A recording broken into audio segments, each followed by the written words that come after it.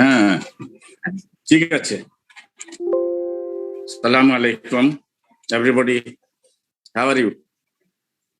So because of the COVID-19 I couldn't take your several classes.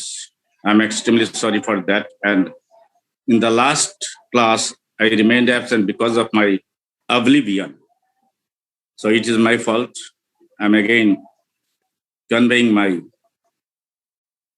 heartfelt sorrow. Anyway, now we are going to start with our class of fourth year, political geography. So far, we have taken several classes and we have completed the elementary conceptual aspects. At the same time, we have taken classes on the frontiers and boundaries, capital, code land, etc. Not only that, we have tried to highlight the importance of location of a country and how does the location of a country turns it what's called stronger or weaker. We have discussed so far. Today we are going to discuss the geopolitics, geoeconomics, and geostrategy, these three aspects. These are interrelated, essentially. Did I teach this earlier? Boys, girls, did I teach this earlier? No, sir. Okay. So we have discussed the geopolitics. Because of the location of a country, it gains... Recording in progress. Okay. And because of the location, one country becomes stronger or weaker. And moreover, its neighboring countries feel some sort of what's called inconvenience because of the presence of a particular country. And thus the location of a country and its neighboring countries play a vital role in the strengthening or weakening of a country or influence the strengths and weakness of its neighboring countries. Location is very significant. Likewise, if it is located along the coastline, it gains one type of convenience or disconvenience. And at the same time, the landlocked countries, because of their peculiar and this typical situation that turns it land covered without any sea exit, places such country or this country in an rather inconvenient position. These are the subject matter of geopolitics. And geopolitics essentially covers the geoeconomics as well as geostrategy. Geostrategy involves the military aspects. If one country is located in a certain place with certain geomorphological, geological, and hydrological situation, it may become stronger or weaker. And because of the position, size, shape, and population composition, demographic situation, and neighboring countries, situation of neighboring countries, one country may become stronger and weaker. For instance, we can say the situation of Afghanistan. Being a landlocked country, it is poor. Its economic condition is fragile. It is a desert, arid country. But because of its rugged terrain, with numerous mountains and deserts and gorgeous canyons and inaccessible situation, this country has become a formidable terrain for guerrilla warfare. This is why they defeated Britishers, colonial power. They defeated Russians. They defeated, nowadays, they are defeating what's called the USA. Why? They are poor, population is small, their economic condition is very fragile. Still, they are formidable because of their geostrategical condition. They are located in the southern portion of Central Asia, northwest of Pakistan, north of Iran, and south of Central Asia. So you see, all the countries are Muslim countries. Not only that, the country is sizable. It is not that much small. It is big country. Population is not big, still not negligible as well. And its main strength is its terrain. Terrain refers to the geomorphological surface condition of a country with its mountains and plains and plateaus and deserts and rivers, all these. Because in these rugged mountains, the guerrillas and their military can take easy refuge during the time of warfare. And enemies can't penetrate these inaccessible mountains. Thus, geostrategically, Afghanistan has become formidable. And from Pakistan, from Iran, from Central Asia, they can get military support, economic support, supply of food, supply of arms and ammunition. And this very geographical position, which enhances the military strength, security, what's called upper-handedness or lower-handedness, refers to the geostrategy. Now let us come back to Bangladesh. Bangladesh is located in between ASEAN and SAARC, and earlier we have discussed about this. Geoeconomically, Bangladesh is in good position because it bridges between ASEAN and SAARC. And across Bangladesh, Asian Highway has just passed from west to east, connecting Pakistan, Afghanistan, Turkey, Europe, then India, then via Bangladesh, Asian Highway enters Myanmar, and to the north, 7 sister states of India. Then via 7 sister states, Asian Highway can reach China. Via Bangladesh to the southeast, across Myanmar, Asian Highway can reach Thailand. To the south, Malaysia, Indonesia, Singapore. Then to the further, we have Southeast Asia, other countries like Laos, Cambodia, Vietnam. And to the northeast, up to Japan via China and Formosa or Taiwan. Thus, we can see Bangladesh possesses an excellent geoeconomical situation. Likewise, its geostrategical location is also very much significant. Why? Because we have got 2 sea exit ports, excellent ports, and Bangladesh bridges between ASEAN and SAARC countries. And to the north, world's second superpower, China, is located. If we cross the Darjeeling corridor, we can reach China. And India surrounds the Bangladesh to the 3 sides, west, east, and north. It is also the third power, an emerging superpower. Thus, from Bangladesh, any country can keep vigil upon these 2 countries, China and India. And this is why the global number 1 superpower, the USA, is so much interested about the politics of Bangladesh. Because if we can secure a food step here in our country, they can keep vigil on China. They are number one enemy.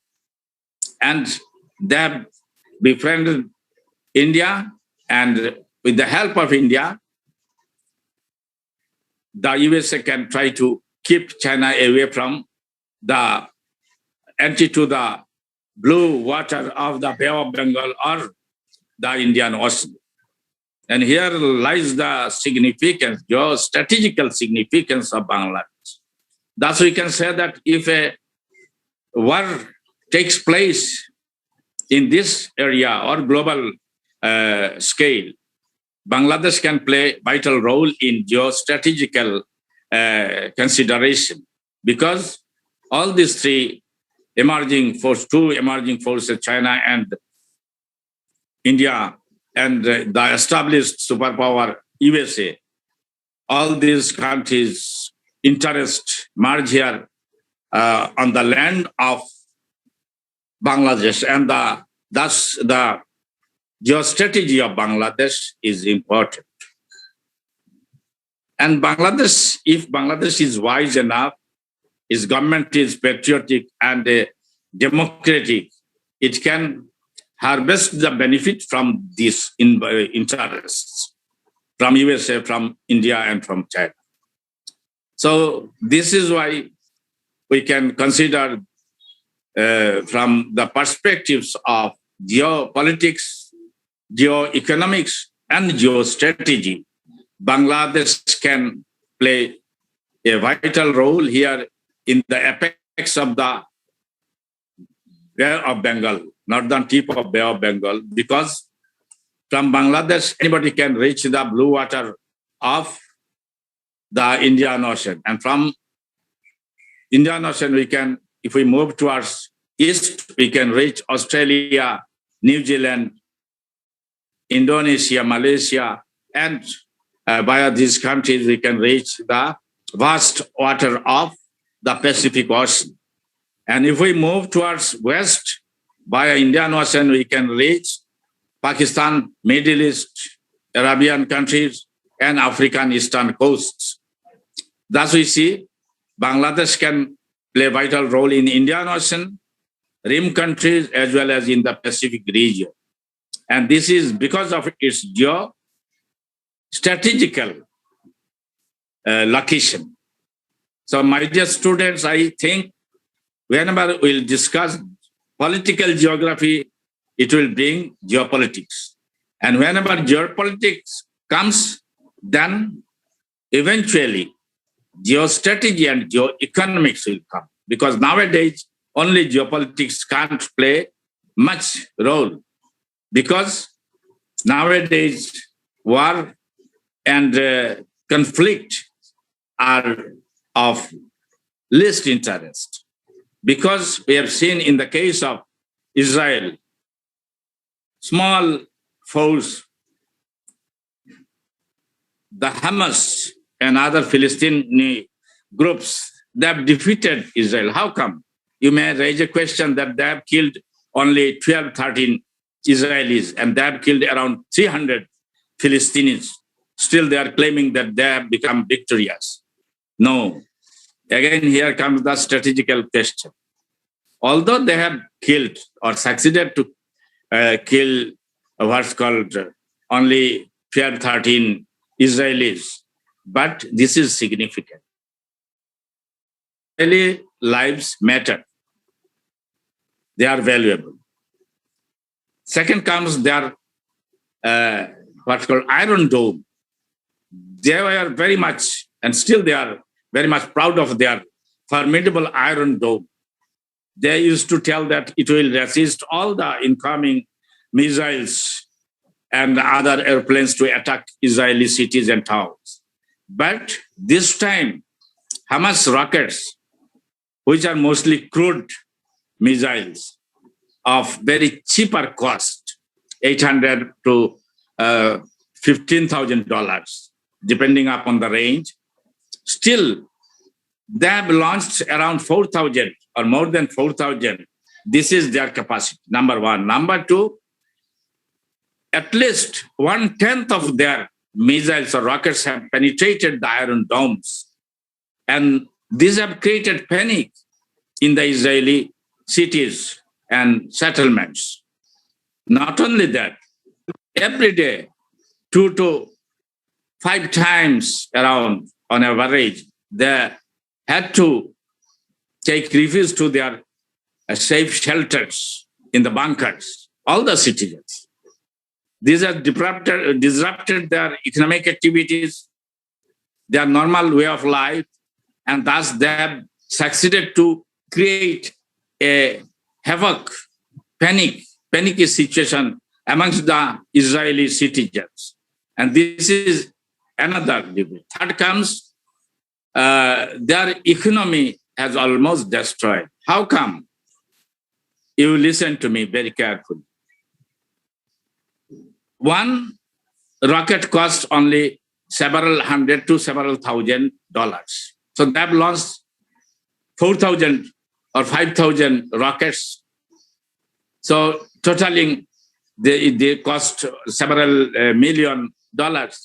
But each of the missiles from Iron Domes that were launched to attack or destroy the Hamas or Philistine rockets cost several million or at least several thousand, 50,000, more than 50,000 each number cost. So you see, in order to destroy one rocket, they launched several Israeli missiles. So their military economy has already been destroyed. Their psychological strength has been destroyed. Their normal economic activities in the towns and villages and industries have been shattered. Number 3. Number 4, in the foreign countries, that is their friends and in the global situation, their supports have been terminated. Because of this inhuman attack and what's called repeated air attacks in Gaza Strip, where dozens of children and old men and women have been killed, the news of this have been spread through the international media, and the videos of these attacks have been portrayed, and these have destroyed the image of Israel. They have labeled Israel as a fascist country and their leaders as Hitlers. Number 4. Number 5, within Israel, Israeli citizens have become hostile towards their government. And an internal conflict was erupted. You know well that in Israel, around 1/5 of the people are Arab Muslims. Palestinians, they are residing within Israel, particularly in the West Bank, around Jerusalem and other cities. They have staged demonstrations against the atrocities and excesses of Israeli forces in what's called innocent Palestinian people in Gaza and elsewhere. All these have turned Israel as a what's called monster country, attacker, and like Germany of the Second World War, and its leader Netanyahu was termed as Hitler, like Hitler. So all these have turned Israeli attacks and their success in air attacks and destruction in Gaza Strip and their killing of more than 300 people or around 400. Despite this success, all the adventures have turned into a defeat. And in spite of killing 12, 13 Israelis, politically, strategically, Hamas or Palestine have become victorious. Now you understand. If I give you a question during the war of uneven war of Hamas and Israel on in 2021, who was the victorious or victors? You have to answer from geopolitical, geostrategical, and geo-economic perspective. As I have stated now, this is the answer. তোমরা কি আমার উত্তরটা শুনেছো? ছেলেমেয়েরা উত্তর দাও। Hello, জি sir. অন্যদের বলো রেসপন্স করতে, অন্য ছেলেমেয়েরা বলো ইয়েস স্যার বলো সবাই। জি স্যার। Yes, sir. দুইজন, আর অন্যরা কই? Hello, Yes, sir. বলো দেখি আমি কোন বিষয়ের উপর আলোচনা করলাম? আমি আলোচনা করেছি জিওপলিটিক্স, Geopolitics পড়া and থেকে Jio geoeconomics. Economics, Jio strategy and geopolitics, Jio economics and Jio strategy. Political সায়েন্সের অংশে এইটা পড়ালাম। এটা পড়াতে গিয়ে উদাহরণ দিলাম আফগানিস্তানের টেরেইন মানে সারফেস কনফিগারেশন। তারপর উদাহরণ দিলাম বাংলাদেশের geopolitics, Jio strategy, Jio economics. তারপরে উদাহরণ দিলাম ইসরায়েলের এবং হামাসের যুদ্ধ। কারণ হামাসের জিওপলিটিক্যালি পাশেই মিশরের সরকার ইসরায়েলের গোলাম, পাশ্চাত্যের গোলাম, কিন্তু মিশরের জনগণ মোস্টলি সাপোর্টার্স। 2 নম্বর উত্তরে লেবানন, হিজবুল্লাহ, এরা লেবানিজ পিপল ইসরায়েলের বিরুদ্ধে, তারাও অ্যাটাক করেছে। 3 নম্বর সিরিয়া, তারা মুসলিম, তারা ইসরায়েলের বিরুদ্ধে, তারা হামাসকে সাপোর্ট করেছে, 2-1টা রকেট মেরেছে। এরা হলো কি উত্তর পূব দিকে, লেবানন উত্তরে, আর পূব দিকে জর্ডান, এরা চুপচাপ বসে আছে।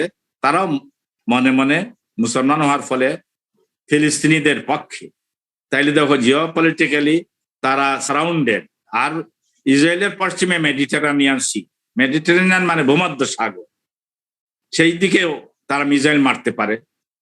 তার উত্তরে হলো বিরাট দেশ, বিরাট শক্তি তুরস্ক হোল হার্টেডলি এরদোয়ান সরকার কার পক্ষে? হামাসের পক্ষে। তার চেয়ে দূরে পূব দিকে, উত্তর পূব দিকে ইরান মহাশক্তি হয়ে উঠছে। তুরস্ক, ইরান, পাকিস্তান, তারা 3টাই বন্ধু, 3টাই ফিলিস্তিনিদের পক্ষে। এবং এদের পক্ষে আমেরিকা অনেক দূরে। 2 নম্বর আমেরিকা আফগানিস্তানে মাইর খেয়েছে এবং চলে গেছে এই সম্প্রতি আফগানিস্তান ছেড়ে। তো তারা অন্যায়ের পক্ষ নিলে তাদের ডেমোক্রেটিক দেশ, তাদের জনগণ, আমেরিকান জনগণ তো খালি সাপোর্ট দিচ্ছে না কাদেরকে? বাইডেনকে। সেখানে মানে তাদের সাপোর্ট মুসলমান আছে লক্ষ লক্ষ, হিন্দু আছে, ইহুদি আছে, ভালো ইহুদি আছে।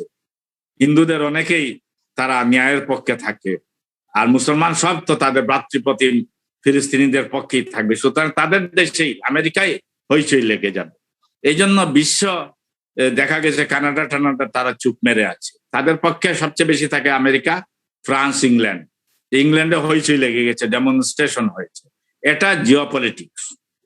জিও ইকোনমিক্স হলো যুদ্ধ হলে অর্থনীতি ধ্বংস হয়ে যায়, কারণ সারাউন্ডেড বাই মুসলিম কান্ট্রিজ। মেডিটেরিয়ানিয়ানে সেখানে মধ্যে উত্তরে টার্কি আর দক্ষিণে মিশর, লিবিয়া, সেখানে চূড়াগুপ্ত হামলা চালাতে পারে, ফিলিস্তিনও পারে, কারণ তাদেরকে অস্ত্র দিয়ে দেবে, সিরিয়া দিয়ে দেবে, পাকিস্তান দিয়ে দেবে। হ্যাঁ, গেরিলা হামলা চালাবে নেভিতে, ছোট ছোট বোটে। এই জন্য তাদের এরোপ্লেন বন্ধ হয়ে গেছে, ঘুরিয়ে নিয়ে গেছে। এই জন্য ইকোনমি শেষ। তাইলে জিও ইকোনমিক্স অফ ইসরায়েল। আর জিও স্ট্র্যাটেজি, ওই যে তারা টানেল দিয়ে, তারা ছোট ছোট অস্ত্র দিয়ে, কম দাম দিয়ে তাদের বিপুল দামের মিসাইল শেষ করে দিচ্ছে, কম দামের রকেটটা কোনো কিছু না, বাঁশের চুঙ্গার মতো, ভিতরে গোলা বারুদ ভর্তি করে কিছু লোহার টুকরা টুকরা দিয়ে, লোহার বডি তো, এইটা পাঠিয়ে দেয়, এটা গিয়ে ফেটে যায়। আর ডিস্টেন্স মেজার করে নেয় ফিজিক্সের ফর্মুলা অনুযায়ী, ফিজিক্সের ভালো ছাত্ররা বানাতে পারে। তাইলে এটা লোহার পাইপগুলো এনে আর এক্সপ্লোসিভ ভর্তি করে তারা একটা কত মাইল বেগে যাবে, কত মিনিটে কতটুকু যাবে, এই হিসাব করে একটা টাইমার দিয়ে ছেড়ে দেয়। এইটাই হলো কি ক্রুড মিসাইল রকেট। তাইলে এই রকেট গুলো আটকাবে কতটা? আয়রন ডোম তাদের ইলেকট্রোম্যাগনেটিক যে সিস্টেম সেটা দিয়ে আটকাইছে 90%, 10%। তাইলে 4000টা যদি মারে, 4000টার মধ্যে 400টা গিয়ে আঘাত হানবে, 40টা আঘাত হানবে। তো 40টা আঘাত হানলেই তো হইচই, মানুষ ভয় পায়, আরে বাবা রে বাবা। আর সব দেশগুলো যদি মারতো, পূব দিক থেকে জর্ডান, উত্তর পূব থেকে সিরিয়া, উত্তর দিক থেকে লেবানন, দক্ষিণ দিকে সৌদি আরব, তারপর হলো কি মিশর, এদের রাষ্ট্রগুলো সরকারগুলো হলো কি দালাল সরকার থাকে। কিন্তু জনগণ তো বিদ্রোহী হয়ে ওই সব দেশ থেকে চালাতে পারে। সব দেশে ফিলিস্তিনিরা আছে, সৌদি আরবে আছে, জর্ডানে তো বিপুল, জর্ডানের 1/4 অংশ ফিলিস্তিনি। তাইলে তারা মারতে পারে। এই জন্য জিওপলিটিক্যালি তারা ভালনারেবল, জিও ইকোনমিক্যালি তারা মানে খুবই সংখ্যাকুল, আর জিও স্ট্র্যাটেজিক্যালি তারা এই অবস্থা। এটাই হলো আজকের ক্লাস। এটা লিখতে পারবে চালমি এই ছেলে মেয়েরা? জি স্যার, একটা প্রশ্ন ছিল। পড়া ছিল স্যার, একটা প্রশ্ন ছিল।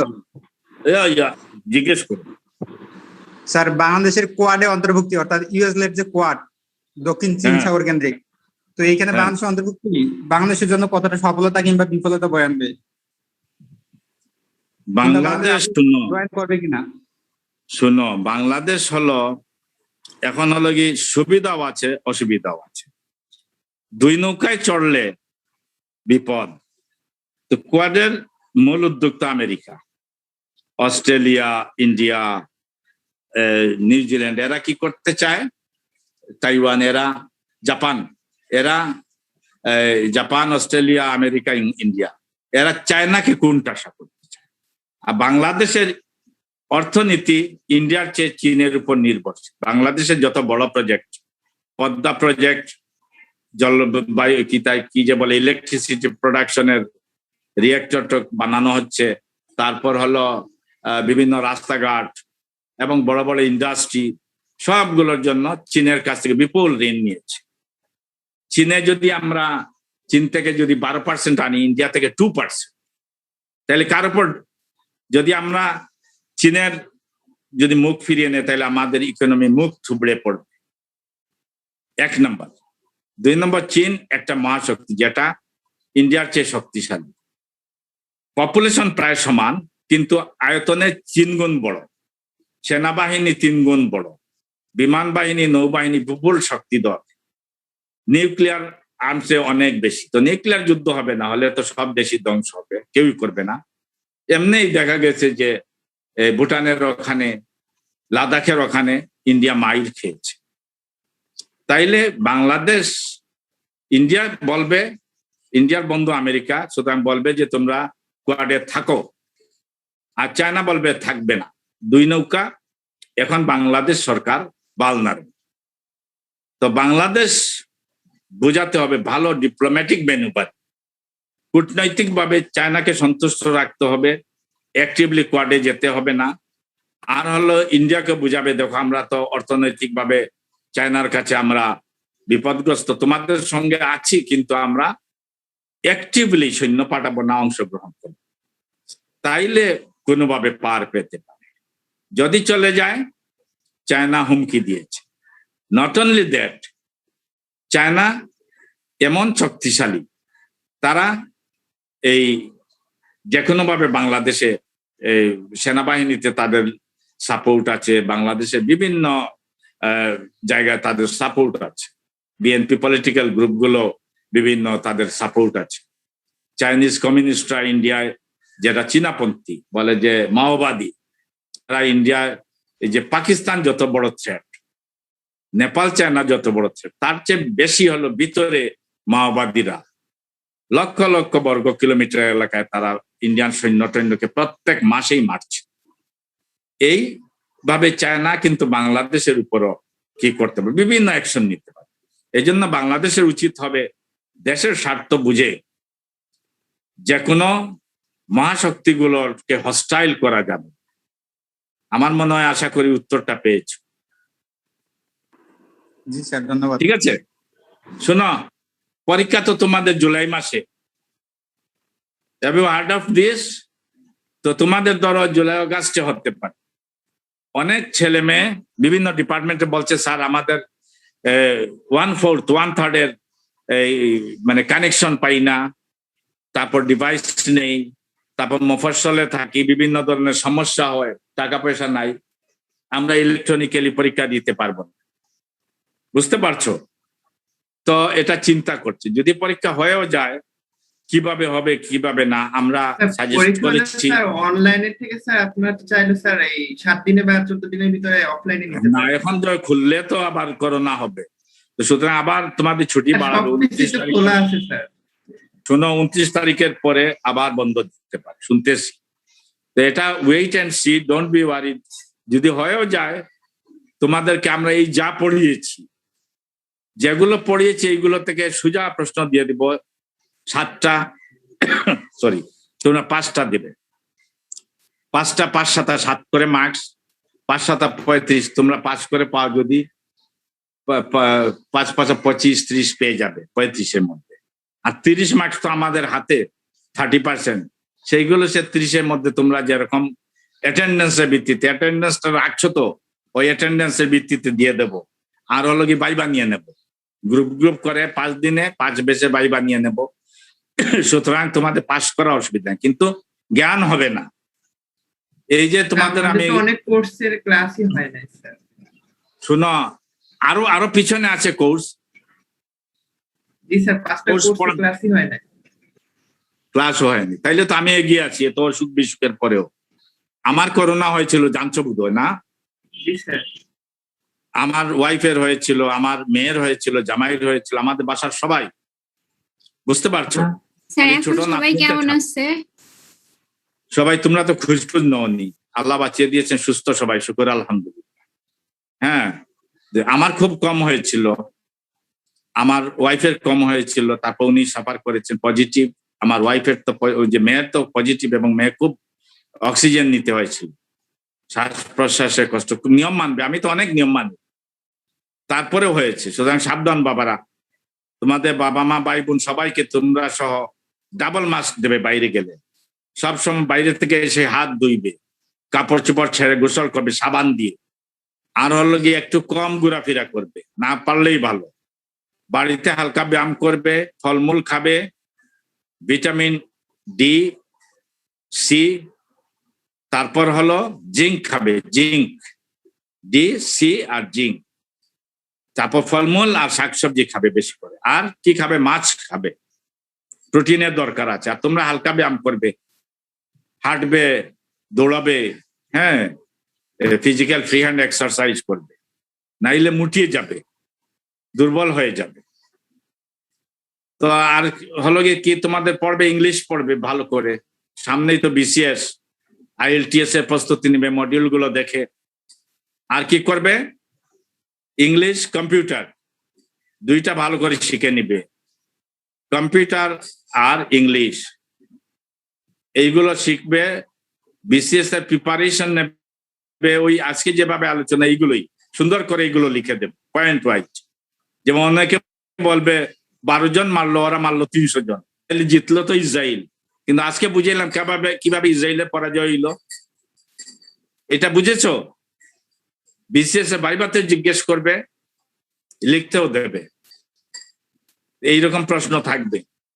সুতরাং সব সময় একাডেমিক অ্যাক্টিভিটির মধ্যে থাকবে। আর যে কোনো প্রশ্নের প্রয়োজন হলে, উত্তর হলে আমাকে জিজ্ঞেস করবে, আমার নাম্বার আছে ক্লাস মনিটরের কাছে। আর ওই আমি তো থাকবোই ইনশাল্লাহ। এই যে তোমাদের সোমবারে নিচ্ছি, ইচ্ছা হলে আরেকদিন আমি বাড়িয়ে দেবো, আমার কোনো অসুবিধা নেই। তো তোমরা থাকবে বাবারা, আর অ্যাটেন্ডেন্সটা দিয়ে দিও। আজকে ছুটি, আল্লাহ হাফিজ। জি স্যার, আসসালামু আলাইকুম। আসসালামু আলাইকুম। দেখো ফাঁকি দিচ্ছে কিনা, এদের নাম লিখে রাখবা একদম সততার সাথে। ক্লাস মনিটর ছেলে মেয়ে দুইজনই, যারা এসে থাকে না এরা নিজেরাই হতভাগা, দুর্ভাগ্য। এই দুর্দিনের সময় প্রত্যেকটা ক্লাস জ্ঞানের, প্রত্যেক ক্লাসটা মূল্যবান, এইগুলো মিস করবে না। সালামু আলাইকুম, ফি আমানিল্লাহ।